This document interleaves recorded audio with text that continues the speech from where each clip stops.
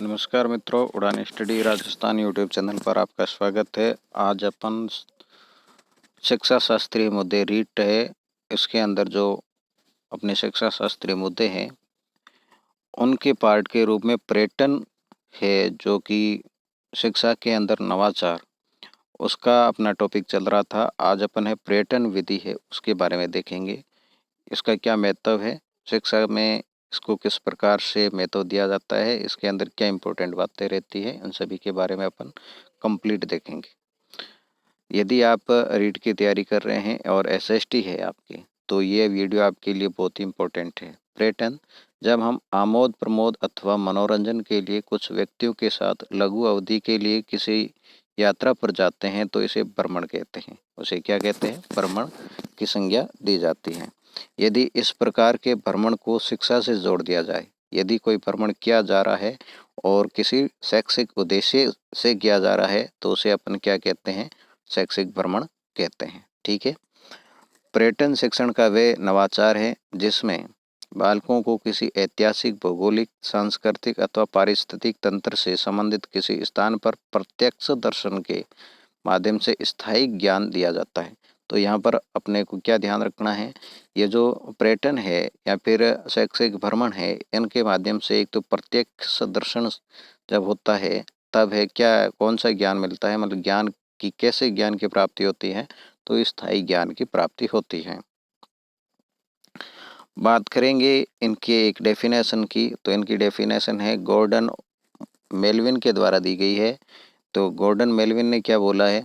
तो शिक्षकों को कक्षा में पर्यटन से संबंधित प्रश्न, निबंध एवं देखे हुए दृश्य के चित्र बनाकर संस्कार को दृढ़ करने का प्रयास करना चाहिए। तो जो शिक्षक है उनको कक्षा में पर्यटन से संबंधित प्रश्न पूछने चाहिए, उनसे संबंधित निबंध लेखन करवाना चाहिए और देखे हुए जो दृश्य देखे गए हैं जिसके लिए अपन ने पर्यटन किया था अर्थात शैक्षिक भ्रमण किया था, उन दृश्यों के चित्र बनाकर संस्कार को दृढ़ करने का प्रयास करना चाहिए। ठीक है। अब प्रोफेसर रेने ने सबसे पहले पर्यटन की अवधारणा दी थी। तो ऐसा आ जाता है कि सबसे पहले पर्यटन की अवधारणा किसने दी?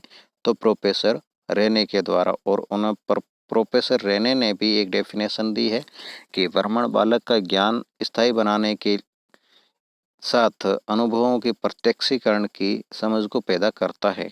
तो ये किनके द्वारा कहा गया है? प्रोफेसर रेने के द्वारा। इन्हीं के बारे में स्ट्रेक है, वो क्या बोलते हैं? तो स्ट्रेक महोदय क्या बोलते हैं?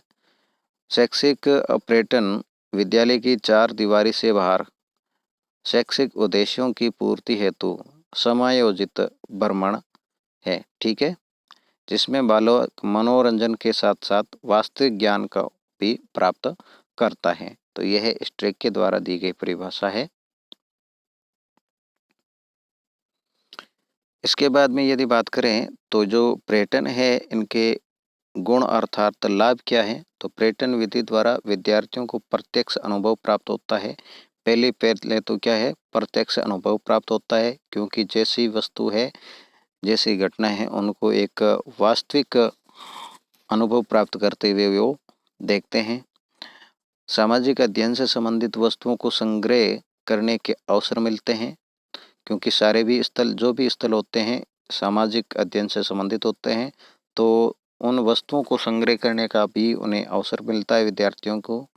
विद्यार्थी दैनिक प्रक्रिया से मुक्ति पाकर कुछ आराम महसूस करते हैं। ये भी है, क्योंकि हमेशा पढ़ना और क्लास पीरियड जो रहता है उनका टाइम टेबल रहता है, उनके अलावा जो विद्यार्थी है उनको एक खुले वातावरण के अंदर आराम महसूस है वो करते हैं। पर्यटन विधि बाल केंद्रित विधि है। ये कैसी विधि है? बाल केंद्रित विधि है जो स्थायी ज्ञान प्रदान करती है, सहयोग एवं सहकारिता का विकास करती है। इनसे एक दूसरे को सहयोग करने की भावना बढ़ती है। सहकारिता अर्थात साथ में रहने की। ठीक है ना, एक सबके लिए, सब एक के लिए, ये ग्रुप में पर्यटन शैक्षिक भ्रमण किया जाता है, तो ये सहकारिता की भावना उनके अंदर विकसित होती है।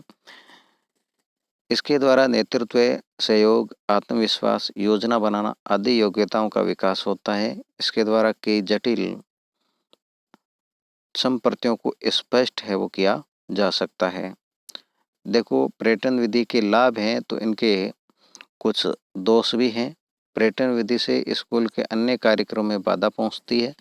जो भी कार्यक्रम होते हैं उनमें है डिले होता है, कोई कार्यक्रम है तो देरी हो सकती है। इसके उद्देश्यों को बहुत कम ही छात्र समझ पाते हैं, नहीं तो केवल और केवल मनोरंजन है और छात्र समझ लेते हैं। ये बहुत ही खर्चीली विधि है क्योंकि हर एक चैप्टर को है इस विधि से अध्ययन नहीं करवाया जा सकता है। इस हेतु कई बार समय उपयुक्त नहीं होता है। देखो कई बार तो पर्यटन मतलब भ्रमण करने का कोई समय है उचित नहीं होता है। सपोज डेट अब कोविड-19 है तो इसके अंदर भी ये विधि है ठीक से काम नहीं कर सकती है। दुर्घटना होने का भय है वो बना रहता है और बच्चों में अनुशासनहीनता पैदा होती है क्योंकि ज़्यादा खुले रहते हैं तो अपनी वो मर्जी के कार्य सर्वाधिक करते हैं। तो मित्रों ये छोटी सी एक शिक्षा के अंदर जो नवाचार है उसका टॉपिक था पर्यटन। उसके बाद में अपन जो कल देखेंगे प्रयोजना विधि, बहुत ही विस्तृत है, लगभग मेरे ख्याल से आधे घंटे तक का वीडियो बन सकता है। तो ये बहुत ही खास विधि है जो है ईसाई को वगैरह सभी में आती है। तो कल के वीडियो का इंतज़ार कीजिए और ये जो आज का वीडियो है अपने दोस्तों के साथ पहुंचाने में मेरी मदद कीजिए और इस वीडियो को लाइक कीजिए। चैनल को सब्सक्राइब नहीं किया है तो वो भी कर लीजिए। मिलेंगे नेक्स्ट वीडियो में, तब तक के लिए धन्यवाद।